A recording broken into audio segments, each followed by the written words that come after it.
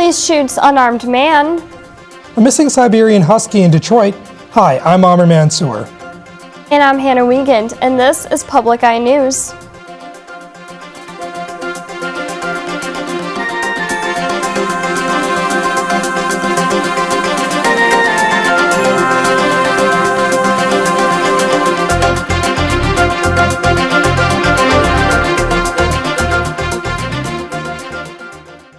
Mary Miklo of Marquette Senior High School was honored by the Michigan Lottery with an Excellence in Education Award. Miklo teaches anatomy, physiology, and biology at the local high school. She has been teaching for 24 years, her entire career at Marquette Senior High School. Miklo attended Northern Michigan University, where she earned her Bachelor's of Science degree in biology and chemistry. Miklo has earned a $500 cash prize along with a $500 grant for her classroom. A new design plan is coming to the Bay Area Medical Center.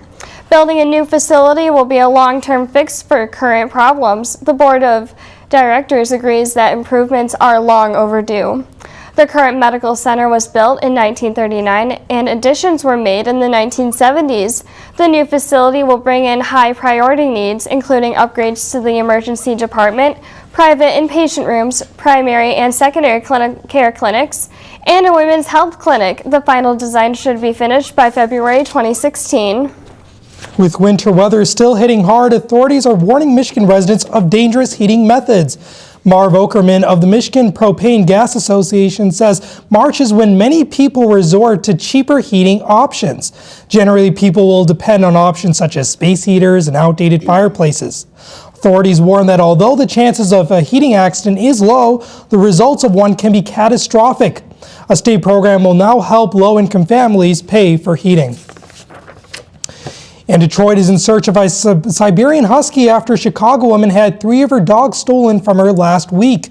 The 3 canines were taken in a stolen Ford van from Ann Arbor. Yesterday, 2 of the dogs were found left in a van in Detroit. The dogs are still missing, including a 6-year-old named Mandy. While the 2 dogs are currently receiving medical attention, a $1,000 reward has been placed on the whereabouts of Mandy.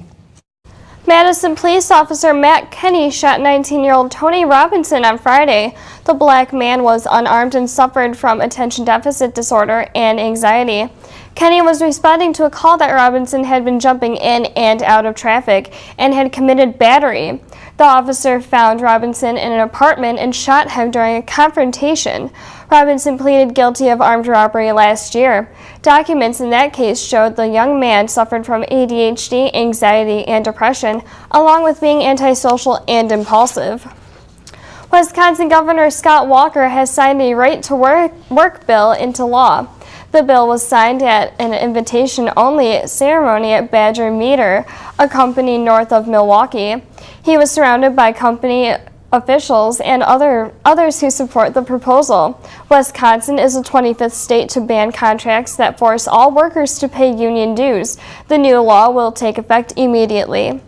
And after the break, we'll have your national and international news. Stay tuned.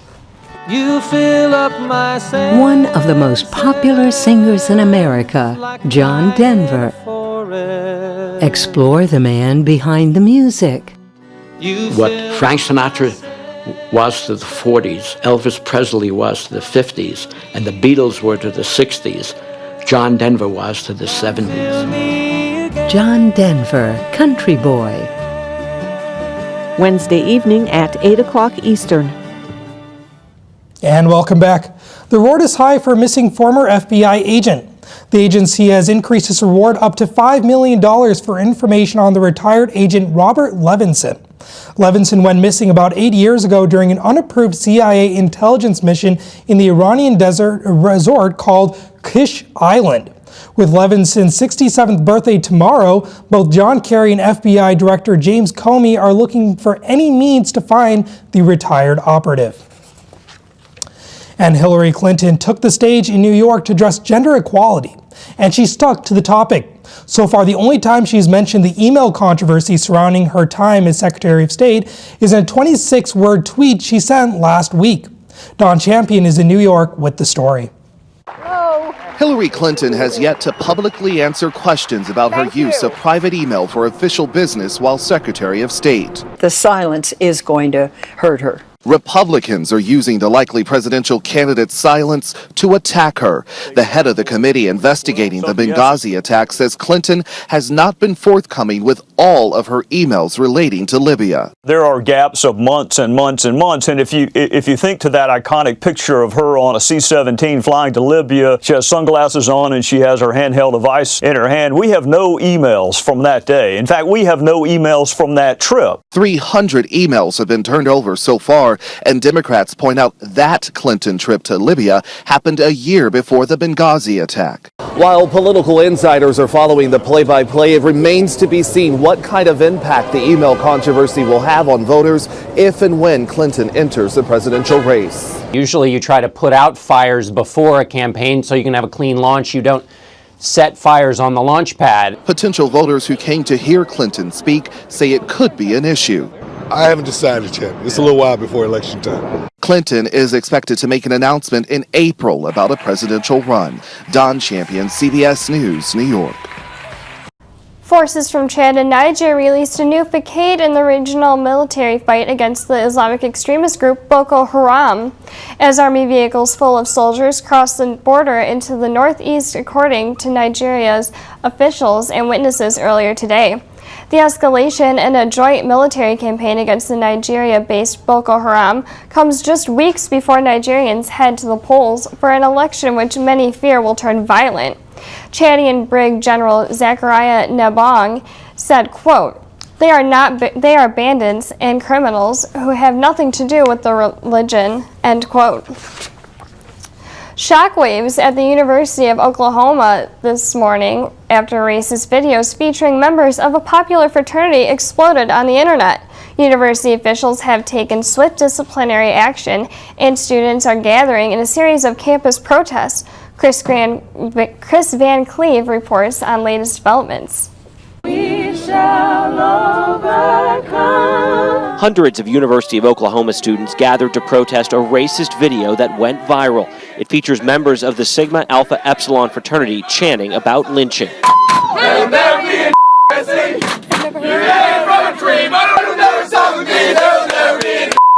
National fraternity officials expressed outrage and suspended all University of Oklahoma Kappa members immediately.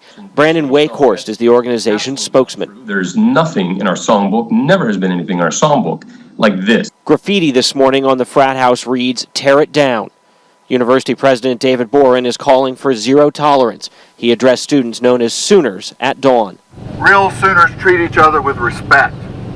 Real Sooners love each other and care for each other like members of a common family. Hundreds of students marched against racism on campus Monday. To see the video was eye-opening for sure. Definitely just disgust and shame that anything like that is happening on our campus. Some students say racism has been a problem on campus, and now it's gone public. Chris Van Cleve, CBS News, New York. After spending about 14 hours upside down in the freezing cold, an 18-month toddler is expected to survive. Lily Grosbeck was found with her mother in a crashed car in the rivers of Spanish Fork, Utah.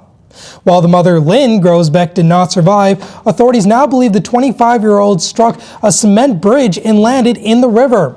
With no physical explanation for the crash and no witnesses, police are unsure of what exactly caused the accident.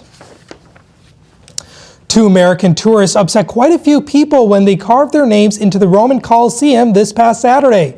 The two California women vandalized the historic monument when they wrote their names more than 3 inches high into the structure's upper level.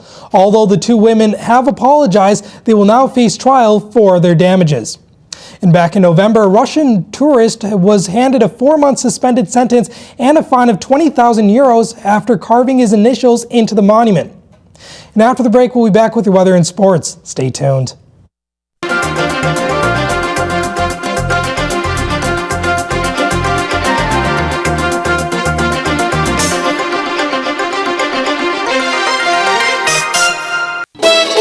It's time to celebrate 10 years of Celtic Woman with the Festival of Fan Favorites. Remember the first time you were swept away by the spellbinding songs, the mesmerizing voices, and the dazzling dances. Join us for a celebration of classic Celtic woman performances. Revisit the Emerald Isle and relive the most magical moments that have touched your heart and lifted your spirit for the last 10 years. Join us Wednesday evening at 9:30. Hello and welcome back to Public Eye News. My name is John Modick, here with your Upper Michigan weather. Our current conditions are mostly cloudy with a temperature of 42 degrees and winds out of the south-southeast at 1 mile per hour. The barometric pressure is at 30 inches and falling. Tonight we can expect partly cloudy skies with a low of 35 degrees and winds out of the southwest at 10 miles per hour. And tomorrow will be partly cloudy skies with a high of 51 degrees and winds out of the southwest at 13 miles per hour. Taking a look around the UP, in Sault Ste. Marie it is 39 degrees and sunny. In Manistee it is 37 degrees and mostly cloudy. In Escanaba it is 42 degrees and partly cloudy. And down in Menominee it is 44 degrees and cloudy. Up in Iron Mountain it is 45 degrees and cloudy. In Ironwood it is 46 degrees and cloudy.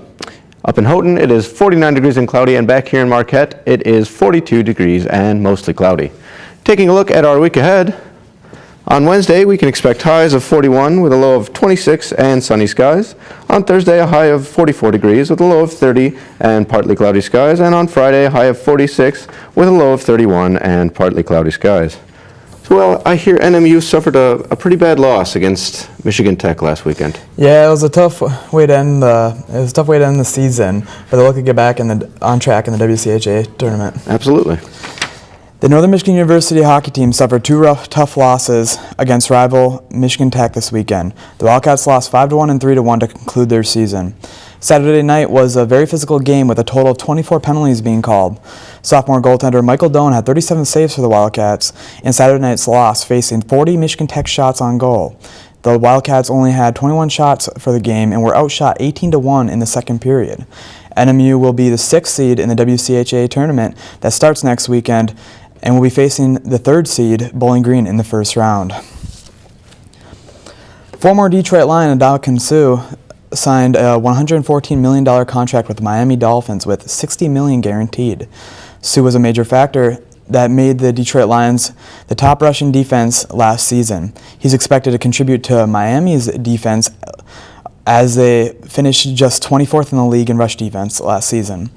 Suh had more sacks last season with 8.5 compared to Dolphins defensive tackles who had 7.5 combined. Suh's guaranteed $60 million is the most ever given to a defensive player, the next being J.J. Watt at $51.9 million. As one player extends his career, another is scheduled to announce his retirement. San Francisco 49ers Patrick Willis played all 8 of his seasons as a linebacker for San Francisco. Willis was a key factor in the 49ers' 3 consecutive NFC Championship games from 2011 to 2013. Willis only played 6 games last season before receiving season-ending toe surgery.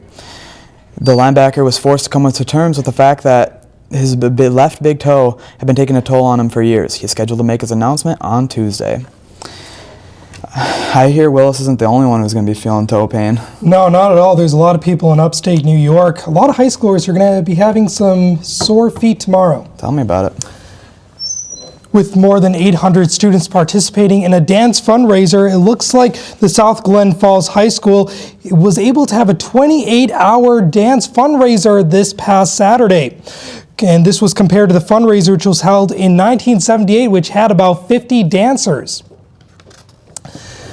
Now, guys, I don't know about you, but I don't know if I could do a 28-hour dance marathon. That is a long time to dance. Yeah, no, I can't even dance. Yeah, no, you can't even dance, no. It must have been a terrible time, having a... That's all the time we have for you here at Public Eye News. Tune in again tomorrow.